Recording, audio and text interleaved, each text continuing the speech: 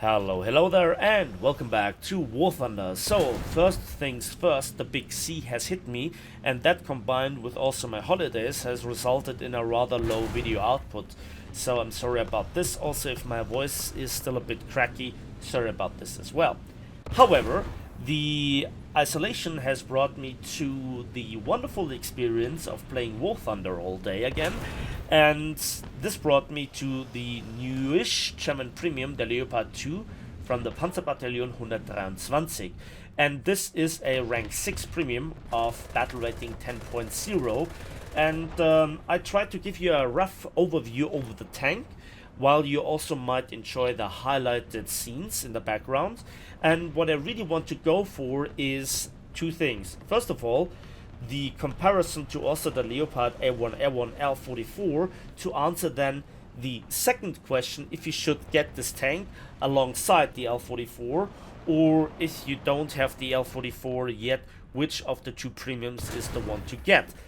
Also, I want to point out again that at the end of October we will have the 10 years War Thunder anniversary sales, which I expect to be huge and big, and then also this tank might be on discount just like the L. So if you really want to get it but you don't have the money, just wait a bit and you can get it cheaper, and maybe up until that point save up some money. So what is the Leopard 2 Panzerbattalion 123? Well, basically it's just like the Tech 3 Leopard 2A4, but there are two distinct differences. First of all, the Leopard 2A4 has a dozer blade, which the premium does not, but the premium has an awesome looking camo net, which is unique so far and I absolutely love. It's independent from the underlying skin, and you obviously can add your usual bushes to it, although that then looks awkward. I absolutely love the detail in the camo net, but it's a bit disturbing on snow maps, but that's a different topic. Aside from this, I couldn't really find any significant difference to the Tech 3 Leopard 2A4. So essentially, if you like the Tech 3 one, you might as well enjoy the premium. And yeah, let's talk about the tank in its essence. What do we have? Well, first of all, we have to talk about mobility, firepower, and protection. And we start with the mobility, which is great and better than the Leopard A1A1 L. Remember that comparison. So we have a 1500 horsepower strong engine for a 55.2 ton tank. So we're approaching 30 horsepower per tons, versus the A1A1 having roughly 20. Top speed is 68 kilometers per hour, and in reverse it's 31 kilometers per hour combined with neutral steering. You have great mobility and great maneuverability, which makes this tank work even better. So you actually can reach the top speed in a straight line, which is fantastic. So there is absolutely nothing bad about that aspect. Next on the list is the armor protection, going alongside with the survivability, and both are a significant improvement compared to the Leopard A1A1 L, and it is essentially the same as on the Tech 3 2A4, minus the dozer blade obviously. So the armor is there, but you shouldn't rely on it. However, I got then again quite the many bounces, ricochets, non-penetrations, whatever. So let's start from the side. The hull is big and weak. The turret can resist some autocannons. From the front, the tank is quite surprisingly resilient to heat warheads, but big ATGMs or from helicopters, the missiles, still will punch clean through. APFSDS will also go through the tougher parts of the turret, especially the turret cheeks and the upper hull, which is then also better protected than the lower hull. And the secret is to empty the front ammo rack, so that means to take out all the ammunition but 16 rounds. So 15 in the back of the turret and 1 in the breech. Then the crew members are a bit more spaced out than on the A1A1 L. So the premium 2A4 is not really an absolute tough nut to crack, but you can absorb the rogue APFSDs, which weren't really aimed all that well, surprisingly well. So it's a bit of a mixed bag, but rather on the positive side.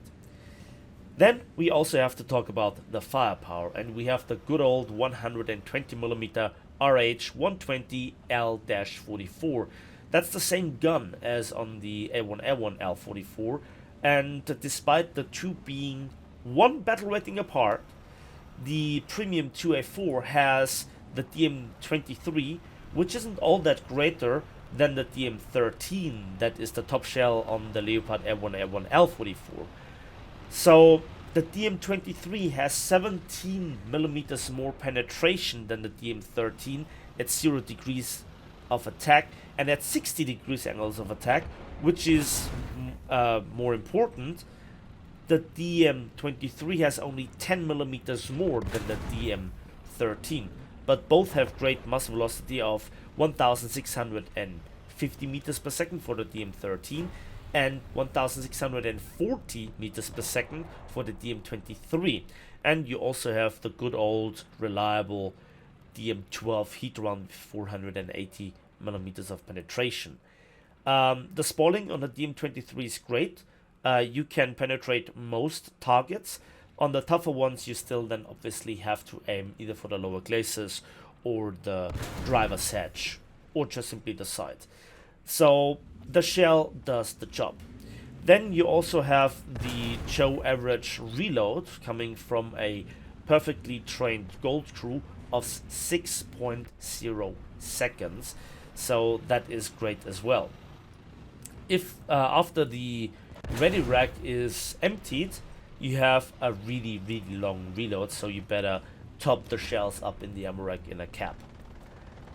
So we have a fast, hard-hitting tank, and we even have a bit of armor. So the next thing is, when it comes to the thermal imaging, the night vision, the laser rangefinder, the magnification on the scope, there is not really any big difference to the A1A1 L44, coming back to the question which tank you should get. And another funny fact is that the modifiers aren't all that different. In fact, whereas the Leopard A1A1 has with a premium count 678% RP research modifiers, the SL modifier is 450%, whereas on the Premium 2A4 we have the same RP modifier of 678%, but the Sibylline income is actually less with 435%. So that's a bit of a shocker. And they share the same rank, so they can research the same tanks, all in the game without penalty, that is. Which one would I get? Well, it's down a bit to personal preference. I think that the Premium 2A4 is a bit more of a workhorse, whereas then the A1A1 L44 battle rating for battle rating is more a bit of a glass cannon, hitting harder and having more technical advantages compared to enemy tanks of other nations, but having less armor. It's ultimately up to you what you prefer. If you have enough money, then obviously you can buy both. I personally would go with the 2A4 because it's a bit more reliable and you can absorb the odd shell here and there. And yeah, this is again another reminder that at the end of October there will be the 10 years anniversary sales, which will be big, and I guess then also this tank will be on discount, or should be on discount. But the A1A1 L44 will be there definitively on discount. And that's basically it. Now, the last battle I wanted to show you because the entire team did basically one thing. Flanking together, but still spreading out good enough, and that was why we had such an easy win, and I thought it was really worth showing. And that's it for me today, so thanks for watching, thanks for listening. Please Like the video if you did, subscribe if you want to see more, and as usual, we'll see each other on the waves, in the skies, and on the battlefields of War Thunder.